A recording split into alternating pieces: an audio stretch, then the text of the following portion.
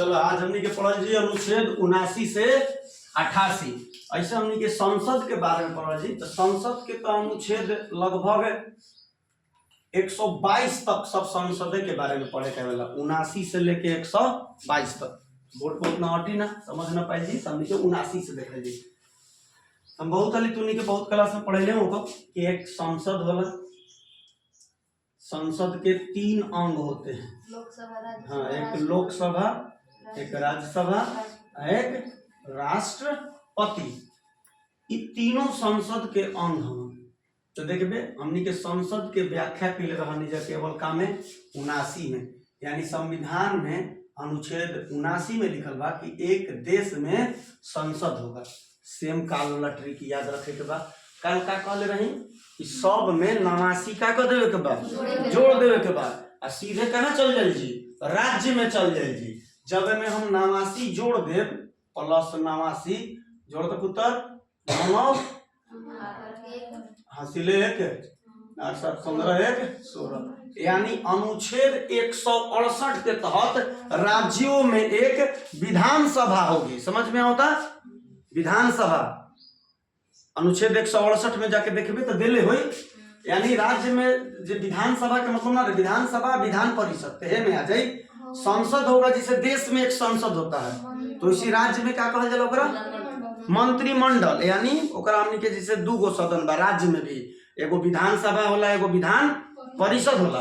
तो सेम of category सब में ही जोड़ देवे के बाद सब में 89 था 168 हो गई है कितना हो जी 169 170 71 72 73 173 174 175 76। समझ में आता है? अपने से लिख ले बस, जब लिखे के बेरा आई बस 89 काले से ही 89 वाला काम चलता। जौन काम ई सब देश में जौन में काम राष्ट्रपति करत होई ओमे राज्यपाल करत होई, जौन चीज में लोकसभा में होई ओने विधानसभा में होई, जौन हमें राज्यसभा में होई वो हमें विधान परिषद में होई। टोटल एकदम अब पढ़ ले जाता नहीं है, बस बुझाई गई।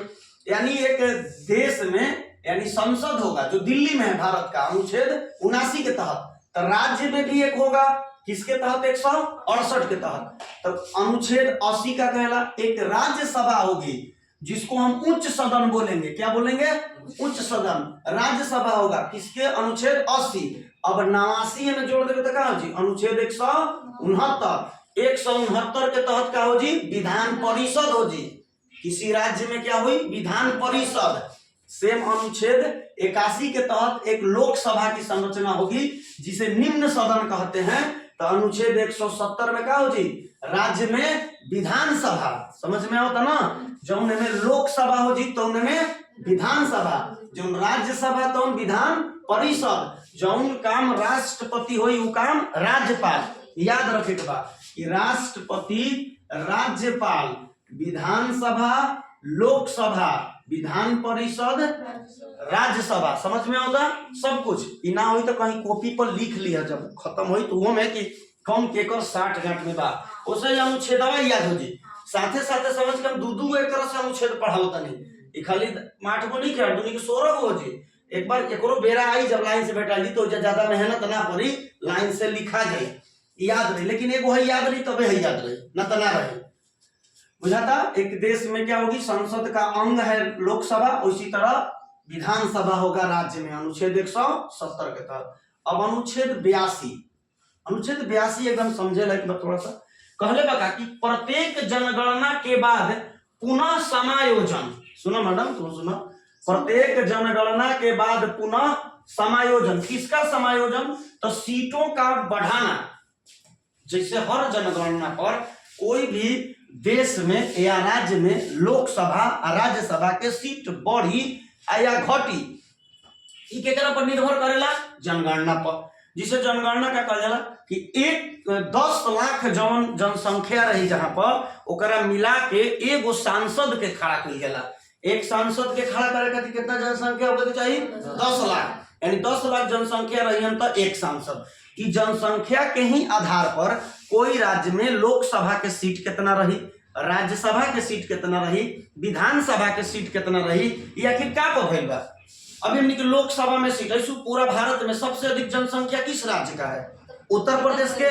तो लोकसभा में सीट की संख्या सबसे अधिक भी किसकी है? उत्तर प्रदेश के 80 गो। हमारा मुंह पर एक था मारब जाग जीबू तोरे कहता नहीं इन्होंने तक करो पता ना नाम भुला गई शुक्ला जी बकुआल में। विधानसभा में 403 गो, उत्तर प्रदेश के लोकसभा में 80 गो और बिहार में लोकसभा के कई गो 40 गो।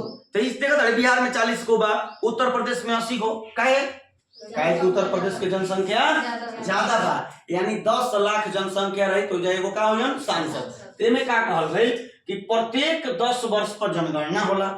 तो जब जनगणना होई आ जवन राज्य के जनसंख्या बढ़ी या ओकरा से फिर देश के जनसंख्या बढ़ी तो सीट के भी संख्या बढ़ी।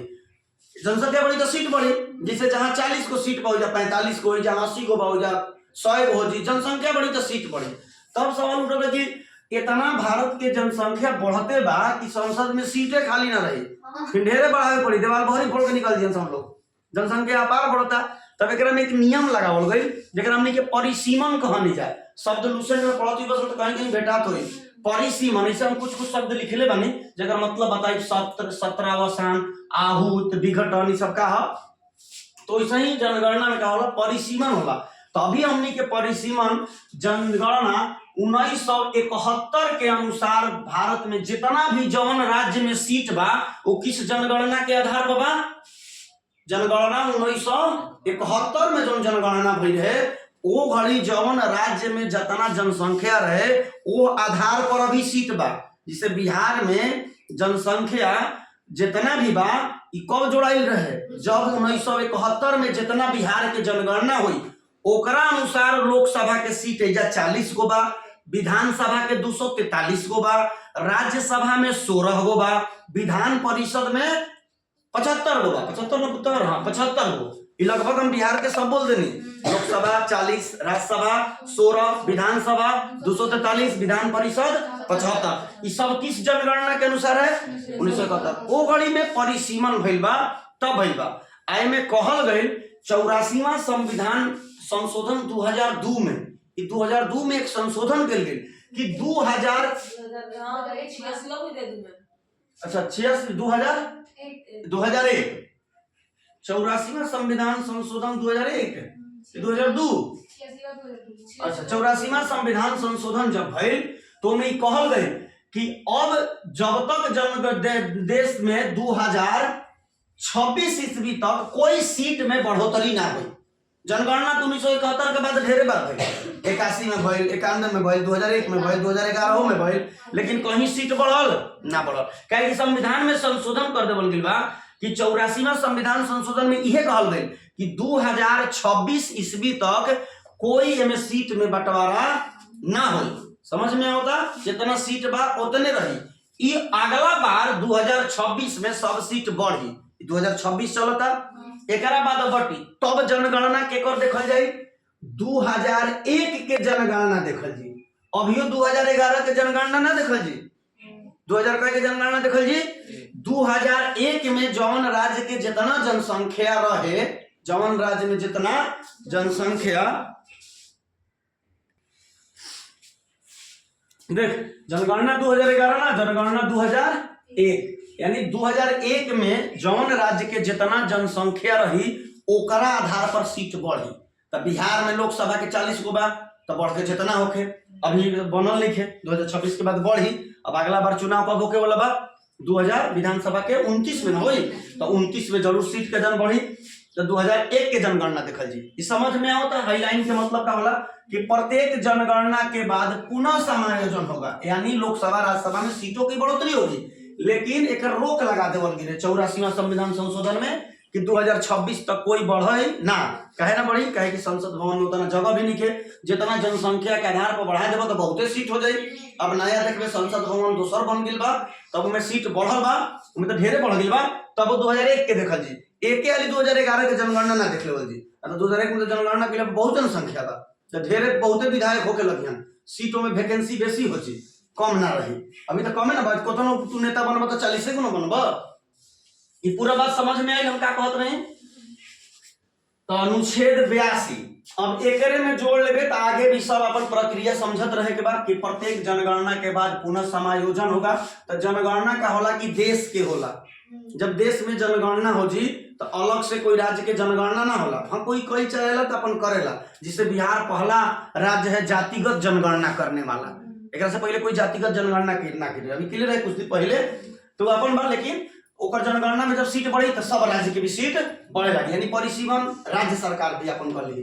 अनुच्छेद 83 समझ में आई क्या है शब्द ना, प्रत्येक जनगणना के बाद पुनः समायोजन, लेकिन प्रत्येक जनगणना के बाद ना होला, ओकर एक नियम अलग बन गई बा।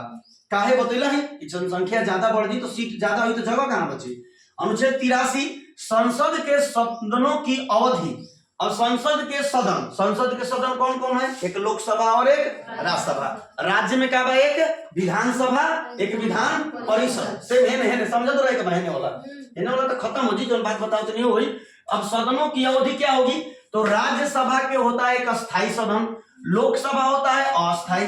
राज्यसभा में आदमी 6 वर्ष खातिर चुनल जाला, तो में प्रत्येक 2 वर्ष 1/3 सदस्य रिटायर हो जाते हैं। पढ़ लो एगो सॉल्यूशन में दे लेबा कि राज्यसभा में अस्थायी सदन है, एक बार इसमें कोई व्यक्ति चुना गया तो कितने साल तक रहेगा, 6 साल तक। 6 साल तक रहेगा, उसको बीच में कोई हटा नहीं सकता है। लेकिन ओकर ऐसा प्रक्रिया बा कि हर 2 वर्ष में 1/3 सदस्य रिटायर हो जाए, तो हर 2 साल में 1/3 सदस्य के 6 साल पूर जाला, जबरन ना हटावल जाला। वैसे नियम कानून से चुनले गइल बा कि हर 2 साल में हो जियन। सूत चल रखिस रात भर मच्छर कटले बा लाइन न रहे त काला के बाद सूझ तड़ी हम तोरे कहत तड़ी तू पीछे टका तड़ी तनी सा लदमिए बैठल बा नेहवा के पीछे हम तोर हम टेम्पर ताकत नहीं, हम सीधा ताकत नहीं, हम बार-बार तोरे कहत नहीं झूम के तड़ी न ध्यान कैसे देखत तड़ी। जब तोरा बोलते तो पीछे आते तू नहीं के सुतत भैया, वो तो पूरा उरुआ भइल बे बाटू लेके ताकत है। हम राज्यसभा एक अस्थायी, हमनी और राज्यसभा के सांसद के बन रहे गोपाल नारायण सिंह, चिन्ह तरह से नहीं चलते बता देनी, लेकिन अभी प्रेजेंट में नहीं खान उनका गाड़ी पर पूर्व सांसद लिखल उनको 6 साल पूर्व तो हट गया। तो 2 वर्षों के लिए चुने जाते हैं 1/3। लोकसभा एक अस्थायी सदन है, अस्थायी का मतलब कि कब कटोरा लेके एजेंडा रोड पर वोट दो कब खत्म हो जाए एक गिनल जाला कहीं से। तो लोकसभा की पहली बैठक के तारीख से 5 वर्ष तक होती है, लेकिन बीच में भी यह खत्म हो सकता है, समझ में होता, बीच में भी हट जाए लोकसभा के आदमी, जिससे लोकसभा भंग हो जाए तो परिस्थिति में आज फिर से चुनाव होके लगी, तो परिस्थिति में वो फिर से वोट मांगे लगे। तो संसद के सदनों की अवधि होती है, तो लोकसभा के मान के चल 5 वर्ष और राज्यसभा के 6 वर्ष। राज्यसभा फिक्स बा अस्थायी सदन में 6 साल होइबे करी, लेकिन लोकसभा 5 साल खातिर बा अधिकतम, बीच में वो कबो भी उनका आदमी भंग करके हटा सकलन। अनुच्छेद 83 वैसा ही आज विधानसभा 5 वर्ष, बीच में भी कटोरा लेके आज हम, लेकिन विधान परिषद में यदि चुनाई बान तो 6 साल रही हम एकदम। अनुच्छेद 89 जोड़ के अपन याद रखे के बाद। अनुच्छेद 84 संसद के सदस्यता के लिए अर्हता, यानी संसद लोकसभा के सदस्य होके कहती का अहर्ता होना चाहिए। अहर्ता का मतलब क्या होला, अहर्ता लिखल रहेला, फॉर्म में भी लिखल रहेला कि आपको बिहार पुलिस का फॉर्म भरना है तो उसके लिए क्या अहर्ता होता है, तो उसका योग्यता। अहर्ता का मतलब क्या होता है, योग्यता, कि आपको इंटर पास होना चाहिए, मतलब 10+2 पास होना चाहिए। तो ऐसे ही लोक संसद के सदस्य बने खातिर, संसद के सदस्य मतलब लोकसभा के सदस्य बने खातिर का अर्थ है, तो एक व्यक्ति भारत के नागरिक होके, ओकर उम्र 25 वर्ष होके, तो लोकसभा खातिर 25 वर्ष देख लिख ले, लोकसभा के 25 वर्ष, राज्यसभा खातिर 30 वर्ष होके के चाहिए, यानी सांसद बनबा 25 साल में और राज्यसभा के सांसद बनबा 30 साल में। जैसे गोपाल नारायण के जो बन रहा राज्यसभा के सांसद तो 30 वर्ष वाला रहन, जब पवन सिंह हार गए तो 25 साल में खड़ा हो जियन। देखा योगी बाबा 26 वर्ष में सांसद बन गिरन, उत्तर प्रदेश के मुख्यमंत्री, गोरखपुर से वो सांसद के चुनाव जीत गिरन, कई वर्ष में 26 साल, यानी उनका 25 साल पूर्व के 26 भइल, लोकसभा में खड़ा भी हो गिरन और ये जीत भी गिरन, तो युवा सांसद रहन सबसे। वैसे राज्यसभा में आदमी 30 वर्ष, जिसे राज्यसभा के सांसद प्रेजेंट में बिहार से के बनता, नीतीश कुमार मुख्यमंत्री, अबू हटल बान, अबू का बन गिल बान राज्यसभा के सांसद, अबू दिल्ली जाता, देखा मुख्यमंत्री के बनेला। तो संसद के लिए मुख्यमंत्री कोई बनले नहीं थे, उनका लड़का के सदस्यता ग्रहण करावल गेल बा। सब कुछ चाहेला कि घर ही के बने तो अपन बनाई हम का करियन उनकर बात हम ही बताओ तनी संसद की सदस्यता के लिए आता लोकसभा में जगह खड़ा होकर कोई 25 साल भारत का नागरिक, कोई पढ़ा लिखल जरूरत नहीं, मैट्रिक इंटर पास की कोई जरूरत नहीं होती है। अब सवाल उठल बा कि काहे भाई मैट्रिक इंटर में ना रहे, बतैले नहीं एक दिन भीमराव अम्बेडकर लामा सोचलन कि अगर हम कह देव कि एमए पास खड़ा हुई हम तो फिर कैसे खड़ा हुई हम, काहे के में पढ़ल ना मिली है बड़ी। मैथिली ठाकुर तो 25 वर्ष वाला ही जीती है ना। मैथिली ठाकुर हाँ सेम चीज ये है भी हो जाला।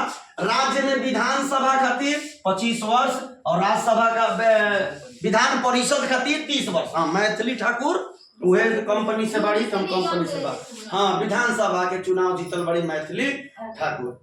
और देखो जीत गई हमने के पूरा है जी के याद करके क्या करने जा ना जीतनी जा, लेकिन याद हो तो ही समझ में आओ था कि अनुच्छेद 84 का कहला 89 जोड़ दो तो वह विधानसभा 25 वर्ष विधान परिषद 30 वर्ष।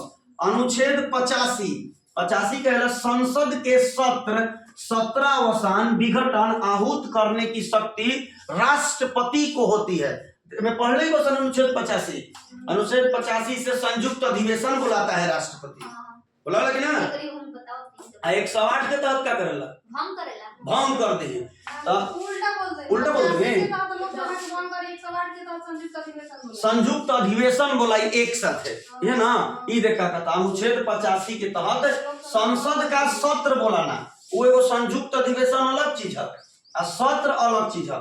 संसद में हर बार सत्र चलेला, संसद में साल में कई बार सत्र चलेला, 3 बार चलेला। एक कहल जाला मानसून सत्र, एगो होला शीत ऋतु सत्र, एगो ग्रीष्मकालीन सत्र। तो पहला सत्र चालू होला तो फरवरी से मई तक रहेला, पहला सत्र फरवरी से मई, 1 महीना छोड़ दे। जून के बाद कहा जी जुलाई से चलेला ये अगस्त तक चलेला सत्र, अगस्त तक 2 महीना छोड़ दे। अगस्त के बाद सितंबर अक्टूबर, तो नवंबर से चालू होला, नवंबर से दिसंबर तक इस सत्र चलेला। सत्र 2 सत्रों के बीच 6 महीना से ज्यादा के अंतर ना होके के चाहिए, ज्यादा के अंतर ना होके चाहिए, 6 महीना मतलब ना होके चाहिए। सत्र चलबे करी तो कबो कबो देखबे ते में आदमी मानसून सत्र छोड़ दिया, मानसून सत्र कहल जाला बीच में होला के। ऐसो देखबे मानसून मतलब बरसात ना कहला मानसून आइल बा तो जुलाई अगस्त में ना होला। हई है ठंडा, फरवरी में ठंडा रहेला तो का कहल जाला शीत ऋतु शीतकालीन सत्र। अब नवंबर से दिसंबर ये शीतकालीन होई तब भाई जी ग्रीष्मकालीन, मई में ग्रीष्मकालीन, नवंबर से दिसंबर हो जी शीतकालीन। हम ऐसे याद के लिए बनी ठंडा बा तो शीत पड़ता तो शीतकालीन, मई में गर्मी पड़ता तो ग्रीष्मकालीन, हमें बरसात आ गई तो मानसून सत्र। तो ई वाला सत्र के बात होता। ई सत्र हर 6 महीना के अंतराल में बोला ही के बाद तब कब एक तरह से संसद के सत्र बुलाया जाएगा। सत्र के मतलब होला किसी को बुलाना, बैठक कि आराम से जाओ बुलाओ तनी, एकरे मतलब सत्र। सत्र के बाद होला एकरे आहूत के भी मतलब ये होला प्रेम से बुलाना। आहूत के मतलब क्या होला आहूत, हाँ आहूत मतलब बहुत आदर के साथ बुलावता कही हो संसद के सत्र चली, सत्र मतलब बैठक चली, कुछ बतियावल जी की देश में का होई। जैसे नया नया ना लड़की के बियाह हो रहेला, शुरू आई रहली, जिसे मैडम आई रही तो पूरा गांव से बजाते भाई लिया लवे वाला 4 किलो मिठाई उठाई लेके लाल पियर ना पाना रहेला एकदम दौरा उरा, तो ओकरा कहल जाला आहूत करना, मतलब प्रेम से बोला के ले जाता। एक होला समन ना होला कि जब मेहरारू चल होए कहते जा ना आई तो मर्द का करेला समन भेजेला, आ ना तो दोसर कोई नहीं, एकरा मतलब समन होला। समन के मतलब हो जाता आहूत मतलब प्रेम से बुलाना, सत्र मतलब बैठक। बात तो बढ़िया से समझ लो सब तोहनी पे लागू होता। एगो समन मतलब ना कि पुलिस समन भेजेला कि बुलावत नहीं है तू फलाना काम के लिए बड़े ना तो ना आए तो ओकरा बाद दुआरी पर समन आज ओकरा परवान ले चल यानी समन मतलब जबरन। तो 10-5 साल मैडम जाली तो हमरा समन भेजे के पड़ेला, आओ जल्दी समन। आहूत मतलब प्रेम से बुलाना। अब देख का होला एगो 17 होला, 17 विघटन। 17 के मतलब का होला कि अगर राष्ट्रपति के मन बा कि लोकसभा के 17 कर दी तो 17 के मतलब होला सत्र का खत्म कर देना, अब अगला सत्र में आई है। जिसे मान ले सत्र चलता, अब इस सत्र के मतलब इस सत्र बंद हो गई तो अब वो ज्यादा 6 महीने तक बंद रही, ओकरा से ज्यादा बंद ना रही। लेकिन विघटन नहीं गई। विघटन के मतलब बोला कि लोकसभा के ही विघटन हो गए। अब पहले फिर से चुनाव ना हुई तब जाके फिर आई। विघटन मतलब लोकसभा के ही भंग कर देवल गए, लोकसभा ही नहीं के सत्रावसान यानी जो सत्र चल रहा है उसको रोक दिया गया है, यानी सत्रावसान बंद हो गया। अब सत्र नहीं चलेगी, सत्र बंद हो गया, यानी ग्रीष्मकालीन सत्र बंद हो गया। अब दूसरा सत्र चलेगा, मानसून सत्र। अब विघटन के मतलब क्या होला? लोकसभा का विघटन हो गया, राज्यसभा के कभी विघटन ना होला। तो ये अनुच्छेद के चलते होला 85 के तहत सत्र या सत्रावसान या विघटन होता है। अनुच्छेद 86 सब में जोड़ ली तो सर 89 जोड़ के सब ये काम राजस्व में हो जी। 86 सदनों में अभिभाषण राष्ट्रपति का अधिकार है। कर मतलब कहले बा कि राष्ट्रपति के जब मन करी उस संसद में आके, चाहे वो लोकसभा में चाहे वो राज्यसभा में भाषण दे सकेला। अभिभाषण मतलब वो जो कहल चाहता आके कह सकेला, हाँ ओकरा मन बा ताके दे दी, मन नहीं खे तो ना भी दी। अनुच्छेद किसके तहत? 86। सेम काम राज्यपाल करी राज्य में, ओकरा मन बा ताके विधानसभा में अभिभाषण दी ना तो ना दी। अभिभाषण में दी का काम करे खातिर बताई, या जो काम भइल बा ओकरा पर शाबाशी दी कि ये सब काम अच्छा हुआ है। अगर काम बढ़िया नहीं खे भइल तो फिर ओकर पर शिकायत करी, कही कि काम कीजिए। ओकर मन बता के अभिभाषण दे सकेला ना तो ना भी दे सकेला। लेकिन 87 कहला कि राष्ट्रपति का विशेष अभिभाषण, विशेष अभिभाषण के मतलब कि राष्ट्रपति के भाषण दे ही के बा हर हाल में दी। जब बजट सत्र चली, पहला बजट जब चालू हुई, साल के पहला बजट, तो ओ में राष्ट्रपति का अभिभाषण होला, पहला दिन उनकर अभिभाषण होला बजट पर, हर हाल में हुई। वैसे ही राज्यपाल के काम में हुई, राज्य में भी हुई अभिभाषण। बजट देख लो हर साल के कौन महीना में पेश होला? फरवरी के अंतिम सप्ताह में हर साल होला। अंतिम सप्ताह में तो दूसरा सप्ताह, मतलब फरवरी के बजट पेश होला। बजट के मतलब का कि राज्य अपन राज्य में का करी ये पहला ही जनता के बतावता।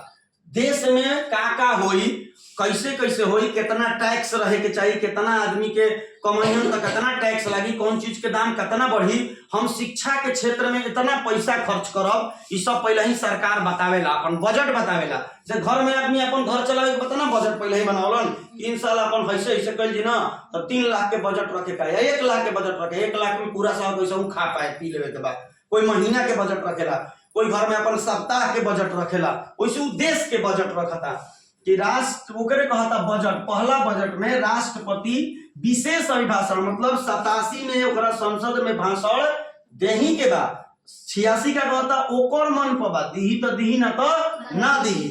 अनुच्छेद 88 का कहता सदनों के बारे में मंत्रियों और महान्यायवादियों का अधिकार होता है।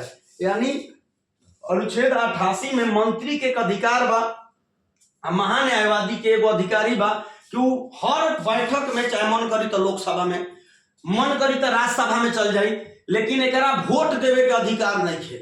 महान्यायवादी के कबो वोट देवे के अधिकार नहीं खे, लेकिन वो हर जगह सदन में भाग ली। महान्यायवादी के वोट देवे के लेकिन अधिकार ना हो। तो एक सदन के बारे में मंत्रियों और महान्यायवादियों के अधिकार, उसका क्या क्या अधिकार होता है तो एक दिन कहले बनी ना, महान्यायवादी बताई, चैप्टर लिख के बताई महान्यायवादी के काम कहा है, कर अधिकार कहा कि खाली जान जाएगा। अनुच्छेद 88 में सदनों में मंत्रियों और महान्यायवादी जो मंत्री होते हैं, रेल मंत्री, शिक्षा मंत्री, इन और महान्यायवादियों का इन लोग का एक अपना अधिकार होता है। उसके अधिकार के बारे में जानकारी कहाँ दिया गया है? 88 में। अब वैसे ही हमें जोड़ लेवे तो राज्य में मंत्री, राज्य में महाधिवक्ता, महान्यायवादी के जगह क्या होला? महाधिवक्ता, कल बतैले रहे, इन सबका अधिकार है। 89 जोड़ कर लिख दे 171, 172, 173, 174, 175, 176 के तहत सब राज्य में चल जी जो देश में चलता है। बुझाइल? उतर लगे।